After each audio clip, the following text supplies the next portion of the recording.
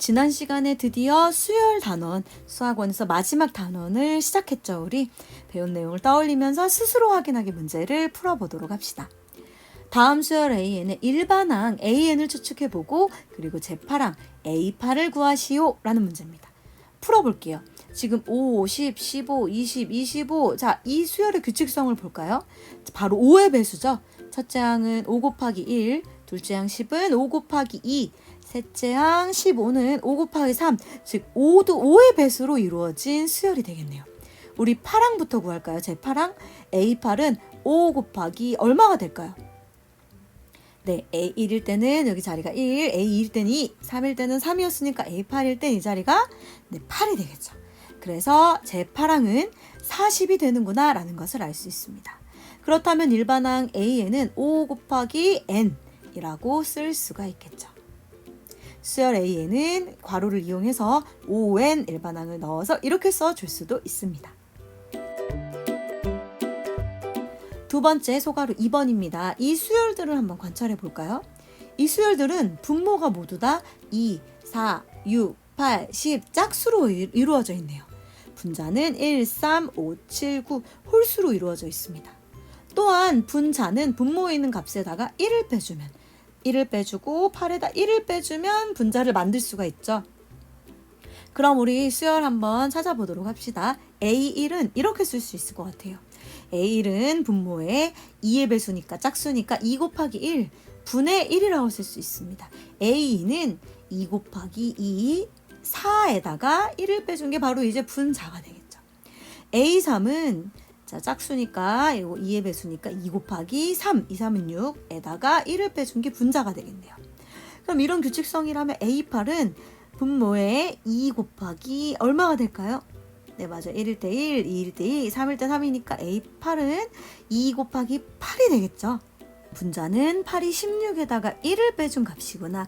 따라서 16분의 15가 A8이구나 라는 것을 알 수가 있습니다. 그렇다면 일반항 AN은요. 분모에 2 곱하기 자 얼마가 되나요? N일 때니까 맞아요. 2 곱하기 N 그리고 분자는 2N에다가 1을 빼준 값이 되겠죠. 됐습니다. 따라서 AN은 2N분의 2N-1이 되겠네요. 지난 시간에 배운 바에 의하면 괄호 안에 일반항을 넣어서 이렇게 수열을 표현할 수 있다라고 했습니다. 다음 문제입니다. 수열 AN의 일반항이 특이하게 나와 있네요. 일반항 AN이 N을 사로 나눈 나머지라고 써 있습니다. 그럼 AN은 1을 사로 나눈 나머지가 되겠죠. 1을 사로 나누면 몫은 0이고요. 나머지는 통으로 다 남게 되죠. 얼마인가요? 네, 나머지는 1이라고 쓸 수 있습니다. A2는 2를 사로 나눈 나머지입니다. 2를 사로 나누면 몫이 0이고 나머지는 2가 되겠죠. A3은 3을 사로 나눈 나머지니까 통으로 남은 3이 되고요. A4부터는 이제 4를 사로 나누니까 몫은 1이고 나머지가 0이 되겠네요. A5는 5를 사로 나누면 몫은 1이고 나머지가 1이 됩니다. A6은 6을 사로 나누면 몫은 1이고 나머지가 2가 되겠네요. A7까지만 해볼게요. A7은 7을 사로 나누니까 나머지가 3이 됩니다. 그럼 이 규칙성을 우리 한번 관찰해 볼까요? 자, 보니까 1, 2, 3, 0, 1, 2, 3, 그 다음 0 이렇게 반복되겠죠? 맞아요. 따라서 수열 AN은 바로 1, 2, 3, 0이 순서대로 반복되는 형태구나 라는 것을 알 수 있어요. 그럼 첫째 항부터 제10항까지 한번 나열해 봅시다. 1, 2, 3, 0까지 하면 제4항, 1, 2, 3, 0까지 하면 제8항, 그리고 1, 2까지 하면 제10항까지 나열된 형태가 되겠습니다. 다음 문제입니다. 다음 그림과 같이 크기가 같은 공을 3면체 모양으로 쌓아 올릴 때 n단계에 필요한 공의 개수를 AN이라고 하자. A4와 A5의 값을 구하시오 라는 문제네요. 그럼 우리 첫 번째 단계 1단계 볼게요. 1단계는 공이 하나 필요하니까 A1, 2단계에는 공이 4개입니다. 이 4개는 어떻게 이루어져 있냐면 첫 번째 우리가 한 개로 만들었던 거 1 더하기 그 다음 새로 추가된 1층에는 공이 3개가 추가됐죠. 1 더하기 3 이렇게 필요하게 됩니다. A3은요. 1 더하기 3에다가 지금 새로 추가된 공은 한 변에 공이 3개가 들어가도록 정삼각형을 이루고 있죠. 따라서 이 삼각형은 공의 개수가 총 네, 6개를 추가하게 되는 형태가 됩니다. 그렇다면 A4 구해볼게요. A4 4단계에서는 일단 우리 A3까지는 똑같이 필요하죠. 1 더하기 3 더하기 6이고요. 새로 추가된 공을 생각해 볼게요. 자, 이거 생각해보면 어떻게 되냐면 두 번째는 이 두 번째 3은 한 변에 공이 2개가 들어가도록 삼각형 모양을 만들었고요. 두 번째는 한 변에 공이 3개가 들어가도록 삼각형 모양을 만들었어요. 그럼 그 다음은 한 변에 공이 4개가 들어가도록 삼각형 모양을 만들었죠. 새로 추가된 공은 그럼 몇 개일 것이냐면 한 변에 공이 1개일 때는 2개일 때는 이렇게 3개, 한 변에 공이 3개일 때는 이렇게 6개, 한 변에 공이 4개일 때는 하나, 둘, 셋, 넷, 다, 7, 8, 9, 10개의 공이 필요하죠. 따라서 새로 추가된 공은 10개입니다. 그래서 A4는 총 필요한 공의 개수가 바로 20개이구나 라는 것을 알 수가 있어요. 그럼 이제 A5 구해봅시다. A5 5단계일 때는 앞에서 필요했던 공들은 그대로 다 사용이 되고요. 새로 추가된 공은 그럼 한 변에 공이 몇 개가 들어가나요? 네, 한 변에 공이 5개가 들어가도록 정삼각형 모양을 이루게 되겠죠? 세어볼게요. 그럼 하나, 둘, 셋, 넷, 다, 7, 8, 9, 10, 11, 12, 13, 14, 15. 15개의 공이 새로 추가가 됩니다. 따라서 우리가 구해야 되는 A5는요. 20에다가 이제 15를 더하니까 바로 35가 되는구나 라는 것을 알 수 있어요. 또 다르게 생각을 해보면 이렇게 볼 수 있어요. 추가된 공들만 살펴보면 1에서 3으로 갔네요. 그러면은 얘는 차이가 얼마인가요? 네, 2를 더한 값이죠. 그 다음은 차이가 3이고 그 다음은 차이가 4입니다. 그럼 그 다음에 추가되는 공은 차이가 5가 되겠죠. 이렇게 해서 A1부터 A5까지를 구해낼 수도 있겠습니다.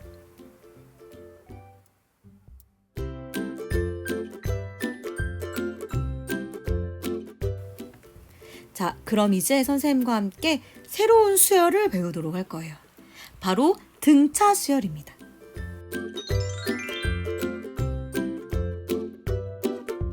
우선 선생님이랑 같이 이 내용을 볼게요. 바로 인구 주택 총조사입니다. 들어본 적 있을까요? 자, 모든 인구 주택에 대해서 조사를 해서 주요 정책의 수립과 그리고 개발을 위한 기초 자료로 쓰이는 아주 중요한 국가 통계 조사예요. 한 번 더 살펴보면 우리나라의 모든 사람과 주택의 규모 및 그 특징을 파악하기 위한 국가 기본 통계 조사입니다. 선생님도 당연히 해본 적 있는데요. 되게 설문조사의 내용이 되게 많아요. 그럼 어떤 내용들이 포함되어 있냐면 거처의 종류, 건축 연도 이런 걸 물어보기도 하지만 1인 가구 사유, 혼자 산 기간, 반려동물에 대해서 물어보기도 하고 출생지, 통근 통학에 대해서 물어보기도 해요. 자, 선생님이 오늘은 인구주택 총조사에 이런 홍보 자료를 한번 가지고 와봤어요. 예전. 자, 2000년도에는 이런 로고만 선생님 찾을 수 있었고요. 그 다음 2005년도에는 이제 보이죠. 홍보대사들이 이제 보이죠. 낯익은 얼굴들이. 그 다음에 2010년도에도 이제 낯익은 홍보 이제 대사들이 보입니다. 그 다음에 2015년도에도 이렇게 홍보 자료를 선생님이 찾을 수가 있었어요. 이렇게 지금 보니까 인구주택 총조사는 일정한 주기마다 실시가 되는 것을 알 수 있어요. 자, 그렇다면 다음번은 언제일까요? 자, 2000년도에 선생님 자료를 가지고 왔고요. 2005년도, 그 다음에 2010년도에도 한번 실시가 됐고 2015년도에도 실시가 됐어요. 그럼 다음번은 몇 년도일까요? 네, 몇 년 간격으로 실시가 되는 게 보이나요? 맞습니다. 바로 5년에 한 번 실시가 되는구나. 5년 후에 실시가 되고 또 5년 후에 실시가 되는구나 라는 것을 알 수 있습니다. 그럼 그 다음번은 바로 2020년도에 실시가 되겠구나 라는 것을 알 수가 있어요. 바로 선생님이 지금 나열한 이 연도의 이 숫자들이 바로 등차 수열이에요. 등차 수열이란 바로 일정한 수를 더해서 만든 수열이 등차 수열이 됩니다. 차이가 일정한 수열이 바로 등차 수열이다 라는 얘기예요. 정리하겠습니다. 등차 수열이란 이처럼 첫째 항에 차례로 일정한 수를 더하여 만든 수열을 등차 수열이다 라고 얘기를 합니다. 자, 이렇게 A1, A2, A3 쭉 이렇게 수열이 나열되어 있을 때 첫째 항에서 일정한 수, 선생님 일정한 수를 여기서 알파벳 D라고 쓸게요. 일정한 수 D를 더해주고 그 다음에 또 더해주고 또 더해주고 더해주면서 만든 수열이 바로 등차 수열인 거예요. 이때 더해주는 일정한 수를 우리는 보통 알파벳 D라고 표현을 하고요. 공차라고 앞으로 부를 거예요. 그래서 등차 수열에서는 첫째 항과 공차가 등차 수열을 결정하는 가장 중요한 요소가 됩니다. 또한 일반적으로 공차가 D인 등차 수열 AN에서 제 N항에 공차 D를 더하면 제 N 플러스 1항이 되므로 이러한 관계식을 써줄 수가 있어요. 자, 그럼 이제 등차 수열을 한번 예를 들어서 살펴볼게요. 3, 8 이렇게 차이가 5인, 공차가 5인 등차 수열이 있으니까 네모 안에 들어갈 값은 바로 8에다 5를 더한 13이라는 것을 알 수 있죠. 또한 두 번째 등차 수열도 만들어 보겠습니다. 이번에는 얼마를 더한 거냐면 마이너스 2를 더한 값이죠. 7에다가 마이너스 2를 더하면 5가 되고요. 그럼 그 다음 네모 안에 들어올 값은 3에다 마이너스 2를 더해주니까 바로 1이 되는구나. 제 5항이 1이구나 라는 것을 알 수가 있습니다. 이때 이 첫 번째 수열에서 일정하게 더해주는 값은 바로 5가 되니까 첫 번째 수열에서 공차는 5가 될 것이고요. 두 번째 수열에서의 공차는 바로 마이너스 2가 되는구나 라는 것을 알 수 있겠네요. 자, 그럼 이 등차 수열에서 일반항을 한번 구해보도록 할게요. 첫 번째 수열에서 일반항을 먼저 구해봅시다. 첫 번째 수열에서 제 1항은 3이고요. 그 다음 A2는 3에다가 공차인 5를 더해서 만들 수가 있죠. 세 번째 항은요. 첫째 항 3에다가 공차인 5를 몇 번 더하나요? 네, 맞습니다. 공차인 5를 2번 더해주면 만들 수가 있습니다. 따라서 3 더하기 5 더하기 5라고 쓸 수 있겠네요. 같은 방법으로 네 번째 항은 첫째 항 3에다가 공차인 5를 몇 번 더하나요? 한 번, 두 번, 세 번을 더해주면 네 번째 항을 만들 수 있습니다. 따라서 5 더하기 5 더하기 5라고 써줄 수 있겠네요. 됐습니다. 이런 식으로 쭉 규칙석을 한번 살펴보면 n번째 항, 제 n항인 A에는 첫째 항 3에다가 마찬가지로 공차인 5를 반복해서 더해주면 되겠죠. 그럼 공차인 5를 첫째 항 3에서 몇 번을 더해주면 AN을 만들 수가 있을까요? 한번 규칙성을 살펴보도록 할게요. A1일 때는 한 번도 더하지 않았고요. 그 다음 A2일 때는 공차를 한 번, A3일 때는 공차를 두 번, 그 다음 A4일 때는 공차를 세 번 더했습니다. 그럼 AN일 때는 공차를 몇 번 더할까요? 자, 지금 A4를 보면은 4일 때 4번 더하는 게 아니라 하나 적게 4일 때 3번 공차를 더한 것을 알 수 있습니다. 따라서 AN도 n번 공차를 더해주는 게 아니라 하나 적게 n-1번 공차를 더해주면 되겠구나 라는 것을 알 수가 있어요. 규칙성을 이렇게 발견했습니다. 따라서 우리가 구해야 되는 이 첫 번째 수열에서의 일반항 AN은요. 첫째 항 3에다가 공차인 5를 더해줍니다. 공차인 5를 이렇게 막 여러 번 더해주는데 AN은 몇 번 더하냐? 바로 n번이 아니라 n-1번 더해준다. 따라서 이 등차 수열의 일반항은 3 더하기 5에 n-1을 곱해주면 되겠죠. 전개해서 정리하도록 하겠습니다. 3 더하기 5n-5니까 따라서 이 등차 수열의 일반항은 5n-2이구나 라는 것을 알 수 있습니다. 첫째 항이 A이고 공차가 D일 때 등차 수열의 일반항도 한번 정리해서 써보도록 할게요. 그렇다면 A에는 첫째 항 A에다가 공차를 더해주는데 공차를 몇 번 더하느냐가 핵심이죠. A4인 경우는 공차를 3번 더한다. 따라서 AN인 경우는 공차를 n-1번 더해준다 해서 일반항을 이렇게 써줄 수 있습니다. 바로 등차 수열의 일반항을 구하는 공식이고요. 굉장히 중요해요. 꼭 기억을 해줘야 됩니다. 그럼 이제 문제에 적용해 보도록 하겠습니다. 첫 번째 등차 수열의 일반항을 먼저 구해 볼게요. 첫째 항이 6이고 공차가 -2네요. 공식을 떠올려 볼까요? 우리가 구해야 되는 등차 수열의 일반항 구하는 식은요. A에는 첫째 항 6에다가 더하기 n-1번 공차인 -2를 더해주면 되겠죠. 6-2n 플러스 2니까요. 첫 번째 등차 수열의 일반항은 바로 -2n 플러스 8이 되겠네요. 두 번째 수열입니다. 첫째 항이 -2고요. 공차는 자 얼마를 더하면 1이 되냐면 바로 플러스 3을 더하면 되겠죠. 1에다가 플러스 3을 더하면 또 플러스 4가 되죠. 첫째 항과 공차를 알고 있으니까 등차수열의 일반항을 구할 수 있습니다. 일반항 A에는요, 첫째 항 마이너스 2에다가 공차인 3을 더해주는데 바로 n-1번 더해주면 되죠. 전개해 볼게요. 마이너스 2 플러스 3n 마이너스 3이 되고요. 3n 마이너스 5라고 써줄 수 있겠네요. 세 번째입니다. 이 세 번째 같은 경우는 자 A2라고 나와 있네요. A2는 첫째 항 A와 그리고 공차를 D라고 했을 때 A 플러스 D라고 표현을 할 수 있죠. 이게 바로 5가 된다라는 얘기입니다.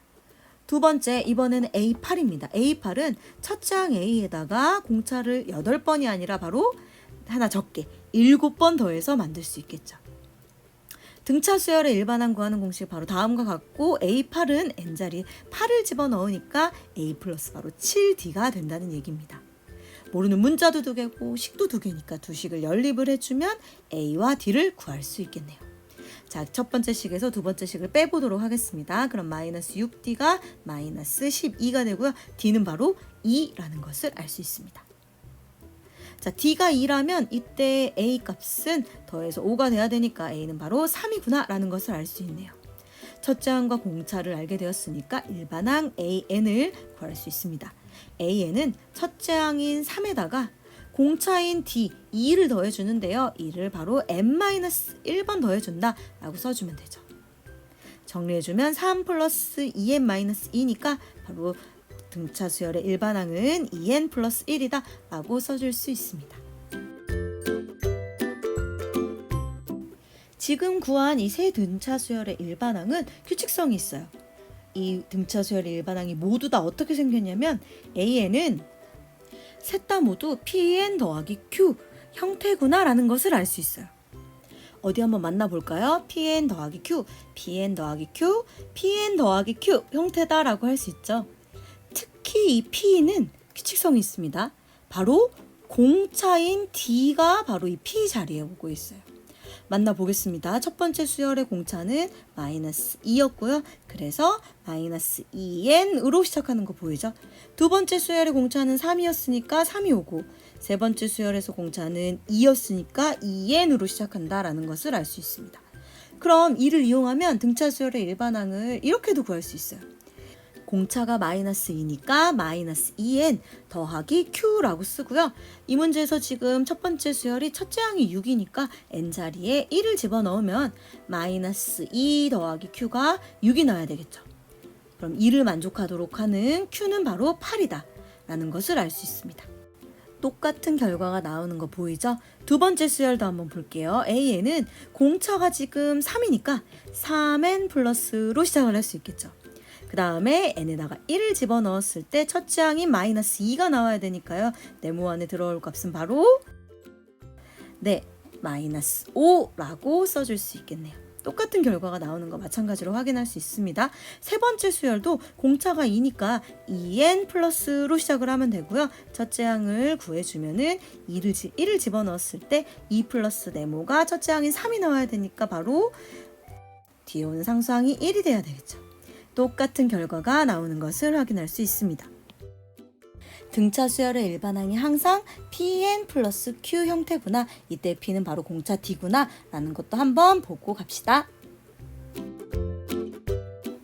다음 문제입니다. 제2항이 5, 제10항이 29인 등차 수열이 있대요. 그럼 A2가 5란 얘기고 A10이 29가 된다는 얘기죠. 이 등차 수열 AN에서 처음으로 100보다 크게 되는 항이 제 몇 항인지 한번 구해보도록 하겠습니다. 이 문제는 교과서뿐만 아니라 문제집에도 꼭 나오는 기본 중에 기본 문제예요. 이런 문제를 만났을 때는 먼저 일반항 AN을 구해야 됩니다.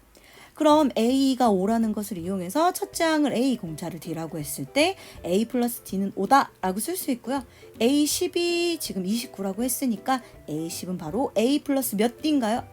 9D가 바로 29다 라고 쓸 수가 있겠죠. 모르는 문자도 2개고 식도 2개니까 두 식을 연립해주면 자 위에서 아래를 뺄게요. 마이너스 8D는 마이너스 24가 되고 따라서 공차인 D는 바로 3이구나 라는 것을 알 수 있습니다. 공차 D가 3이면 이때 만족하는 첫째 항 A는 2가 되겠죠. 됐습니다. 그럼 첫째 항과 공차를 알고 있으니까 우리 일반항 AN을 구해보도록 할게요. 방금 배웠던 방법대로 한번 해볼까요? 공차가 3이니까 3n 플러스로 시작을 하고요. 첫째 항이 2가 나오도록 하려면 n자리에 1을 집어넣었을 때 2가 나와야 되니까 상수항은 바로 네모 안에 얼마가 나와야 되냐면 마이너스 1이 들어가야 된다라는 것을 알 수 있습니다. 따라서 우리는 이 AN이 처음으로 100보다 크게 되는 때가 언제냐라고 얘기를 했으니까 AN이 100보다 크다를 만족하는 n을 찾아주면 되겠죠. 등차 수열의 일반항이 3n-1이라고 했으니까 3n-1이 100보다 크다. 3n은 101보다 크고요. 양변 3으로 나눠주면 n은 3분의 101보다 큽니다. 3분의 101은 대략 33. 얼마 하는 값이잖아요. 따라서 이를 만족하는 첫 번째 n, 자연수인 n은 바로 34이구나. 따라서 제34항이 100보다 크게 되는 첫 번째 항이구나 라는 것을 알 수 있습니다.